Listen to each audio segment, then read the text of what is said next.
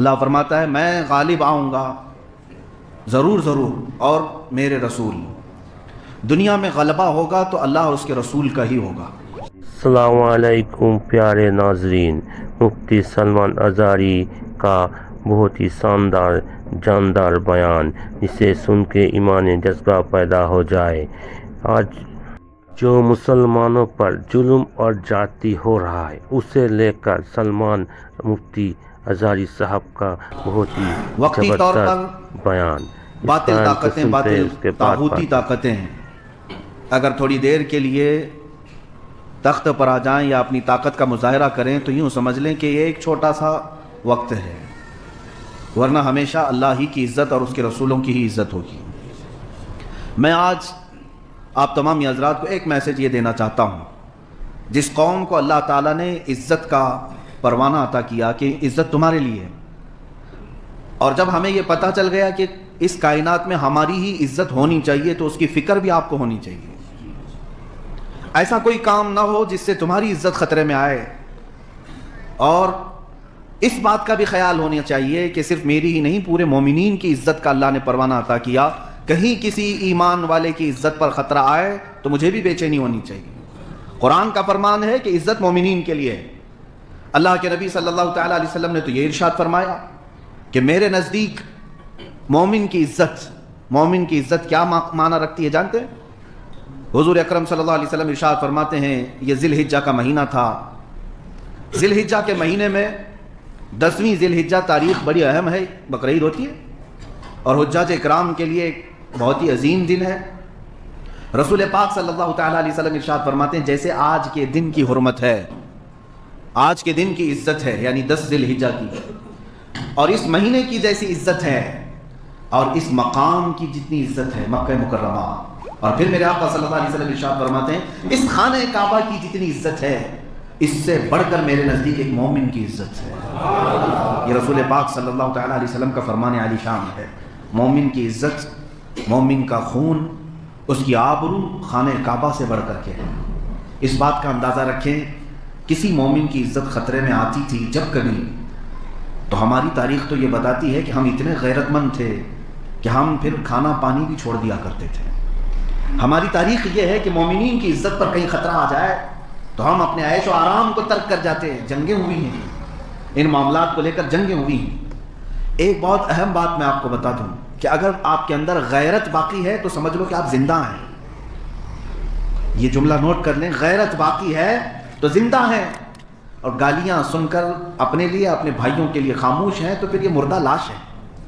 اب تو حالت یہ ہے کہ مومنین کو گالیاں سن سن کر کے تو عادت اتنی ہو گئی کہ اب رسول کو گالیاں سن کر کے بھی کوئی کچھ نہیں کہتا۔ تو پھر یہ زندگی نہیں ہے۔ زندگی جس کے اندر موجود ہوتی ہے، جس کے رگوں میں خون دوڑ رہا ہے۔ میں آپ سے پوچھنا چاہتا ہوں کہ آپ کے گھر کے لیے آپ کا اتنا خیال ہوتا ہے کہ اگر آپ کے گھر کے اندر کوئی نظر بھی ڈال دے، عورتیں ہوتی ہیں، یا آپ کی عورت کی طرف کوئی ہاتھ بھی بڑھائے تو آپ کے اندر غیرت ہوگی تو آپ جواب دے دیتے ہیں اور اس سے لڑ پڑتے ہیں۔ تو یہ انسانی فطرت کا تقاضا ہے، اور جس کے اندر یہ بھی چیز چلی گئی تو سمجھ لیں اس کے اندر نہ مردانگی ہے، نہ اس کے اندر زندگی ہے۔ میرے عزیزوں، میں غیرت کی بات کر رہا ہوں، آج اس کو ہمیں دوبارہ اپنے دلوں میں زندہ کرنا ہے۔ اپنی غیرت کو بیدار کرو، غیرت ایمانی، جو غلط چیز کو برداشت نہ کرے، اسی کو غیرت کہتے ہیں۔ میں آپ سے سوال کرتا ہوں، آپ نے پچھلے 10 سال سے اگر گالیاں سنی ہیں، چلو اپنے لیے سنیں تو معاف کرنے کا حکم ہے کہ آپ معاف بھی کر سکتے ہو، لیکن تم اپنی ماں کے لیے سن رہے ہو، باپ کے لیے سن رہے ہو، تو پھر یہاں پر آپ کی غیرت دیکھی جاتی ہے۔ اور اس سے بڑھ کر کے اگر اللہ اور اس کے رسول کے لیے سن رہے ہو، تب پھر تمہیں معاف کرنے کا بھی حق نہیں ہے، پھر تمہارے اندر اختیار نہیں۔ اب لوگ امن کی بات کرتے ہوئے کہتے ہیں ارے اسلام تو بڑی شانتی کا مذہب ہے، سب کو معاف کرتے ہیں، معاف کرنے کا درس ہے اس میں۔ تو اگر کچھ ایسے خبیث قسم کے لوگ تمہارے نبی کو، دین کو یا اللہ کو گالیاں دے رہے تو معاف کر دو، چھوڑ دو انہیں۔ نادانوں، تمہیں پتہ نہیں معاف کرنے کا حق ہمیں نہیں دیا گیا ہے۔ رسول پاک صلی اللہ علیہ وسلم کی ذات پر، اسلام پر اور اللہ کی ذات پر اگر کوئی بھونکے تو ہم کون ہوتے ہیں یہ معاف کرنے والے؟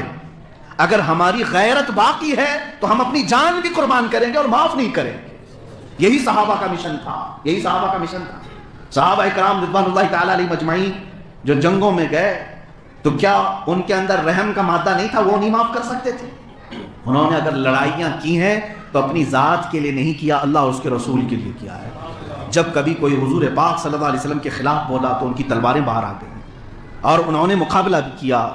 آپ کو میں سلطان صلاح الدین ایوبی کی بات بتاؤں، آج تاریخ کی کتابیں اٹھا کر کے پڑھ لینا، انگلش پڑھتے ہو، انگریزی پڑھتے ہو تو انگریز مؤرخین نے جو تاریخ لکھی وہ بھی پڑھ لینا۔ صلاح الدین ایوبی کی تاریخ میں انہوں نے کیا لکھا ہے؟ انگریزوں نے لکھا، میں اپنے لکھے ہوئے لوگوں کی بات نہیں کر، انگریزوں نے لکھا ہے کہ ہم نے پچھلے بادشاہوں میں، پچھلے جرنلوں میں، سپہ سالاروں میں ایسا کوئی سپہ سالار دیکھا ہی نہیں جیسا صلاح الدین تھا۔ یہ عیسائی لوگوں نے لکھا ہے، یورپی لوگوں نے لکھا ہے۔ ان سے پوچھو کیوں، کیا اس کے اندر خوبی تھی؟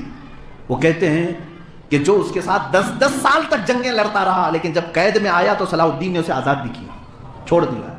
بڑے بڑے عیسائیوں کے بادشاہوں کو اس نے چھوڑ دیا، یہاں تک کہ جب بیت المقدس فتح ہوا، اس وقت کی تاریخ میں آپ کو بتاؤں، عیسائیوں نے جب بیت المقدس کو پر قبضہ کیا تھا 96 سال پہلے، صلاح الدین کے آنے سے 96 سال پہلے، پورے فلسطین میں اتنا قتل کیا تھا کہ کہیں سے بھی چلے آدمی تو اس کے پیر خون میں ڈوب جاتے تھے۔ مسلمانوں کا اتنا قتل کیا تھا۔ عیسائی جب غالب آئے تھے بیت المقدس کو فتح کر کے، 96 سال تک انہوں نے اتنا قتل کیا، اتنا ظلم کیا، بلکہ مسجد اقصیٰ کی زمین کو بھی لال کر دیا تھا، بیت المقدس کی زمین بھی لال ہو گئی تھی۔ لیکن صلاح الدین جب آیا 96 سال کے بعد، تاریخ تو نہیں بھولی جاتی نا، ہمارے بچوں کو تم نے قتل کیا تھا، ہمارے بڑوں کو مارا تھا، سب کچھ دیکھا، لیکن صلاح الدین ایوبی جب بیت المقدس پر غالب آئے اور بیت المقدس کو فتح کیا تو اعلان پورے بیت المقدس کی دیواروں سے یہ کیا گیا تھا کہ جو رہنا چاہے وہ خوشی سے رہے اور جو جانا چاہے وہ امن کے ساتھ چلا جائے، کسی کا قتل نہیں کیا جائے گا۔ یہ اعلان سن کر کے عیسائی یوں ہی نہیں گئے، مسجد کے دیواروں پر یا دروازوں پر جو سونے کی چیزیں لگائی گئی تھی وہ بھی کھرچ کھرچ کر کے لے جا رہے تھے۔ سپاہی مسلمانوں کے دیکھ رہے تھے، صلاح الدین نے کہا انہیں لے جانے دو مال، انہیں لے جانے دو مال جتنا لے جاتے ہیں۔ اسی کی ترجمانی اقبال نے کہا تھا، شہادت ہے مطلوب و مقصود مومن، نہ مال غنیمت نہ کشور کشائی۔ مومن کا مطلب اور مقصد جو ہے وہ مال حاصل کرنا، تخت حاصل کرنا نہیں ہوتا، اللہ کی رضا اور شہادت حاصل کرنا ہوتا۔ ہاں وہ لے جاتے ہیں دنیا والے، مال تو لے جانے دو۔ اب جو بات میں عرض کرنے جا رہا ہوں وہ یہ ہے، سب کو آزاد کرنے والا صلاح الدین، سب کو معاف کرنے والا صلاح الدین ایک بار اتنے جلال میں تھا کہ آنکھیں لال تھی، تلوار چمک رہی تھی۔ کس کے لیے؟ برنس نام کا ایک جرنل تھا عیسائیوں کا، اس کو قید کر کے لایا گیا۔ اس کا جرم کیا تھا؟ صرف 2.5 سال قبل اس برنس نام کے اس عیسائی سپاہی نے مسلمانوں کے ایک قافلے کو گرفتار کیا، ان کا مال لوٹا، انہیں مارا، لیکن ساتھ میں یہ جملہ کہا تھا، کہاں ہے تمہارے محمد، بلاؤ ان کو مدد کے لیے، کہاں ہے محمد، وہ کیوں نہیں آتا، معاذ اللہ رب العالمین۔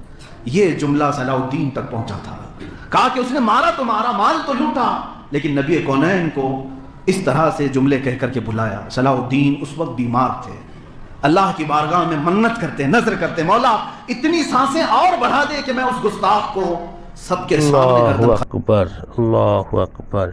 دنیا میں کچھ چلے گا تو صرف میرے نبی کا کلمہ چلے گا۔ ویڈیو کو پورا دیکھیے، بہت ہی شاندار بیان۔ اس ویڈیو کو پورا انت تک دیکھیے اور ویڈیو کو شیئر اور لائک کیجیے۔ چلیے، اتنی سانسیں اور بڑھا دے کہ میں اس گستاخ کو سب کے سامنے گردن قلم کروں۔ 2.5 سال ہو گئے، صحت یاب بھی ہوئے، اور ایک وقت وہ بھی آیا کہ جب برنس بھی قید ہو کر کے آ گیا۔ عیسائی بکرے کی اماں کب تک خیر منائے گی؟ ایک دن تو بقرعید آئے گی، ایک دن تو بقرعید آئی جاتی ہے۔ آج صلاح الدین ایوبی کے ہاتھ میں برنس آیا، اس نے خود کہا، صلاح الدین ہمارے بڑے بڑے سپاہیوں کو تو نے آزاد کیا، مجھے کیوں قتل کرنے کے لیے سب کے سامنے کھڑا کیا گیا ہے؟ صلاح الدین ایوبی نے تلوار لہرائی اور کہا، برنس آج سے 2.5 سال پہلے تو نے کہا تھا کچھ غریب مسلمانوں کو کہ بلاؤ، کہاں ہے وہ محمد؟ دیکھ اس محمد نے مجھے بھیجا ہے صلی اللہ تعالی علیہ وسلم، اور اس کی گردن قلم کیا اور پھر اعلان کیا، صلاح الدین اپنے ساتھ ہونے والے ہر ظلم کو معاف کر سکتا ہے، نبی کونین کی طرف اٹھنے والی انگلی کو ہمیشہ کے لیے ختم کر سکتا ہے۔ حضور صلی اللہ علیہ وسلم کے لیے اور اسلام کے لیے جو بات خلاف شرع یا خلاف عادت نکلے گی، پھر اس کا مقابلہ کرنا، اسی کو غیرت کہتے ہیں۔ یہی غیرت ہے، انہوں نے ہمیں غیرت سکھائی تھی۔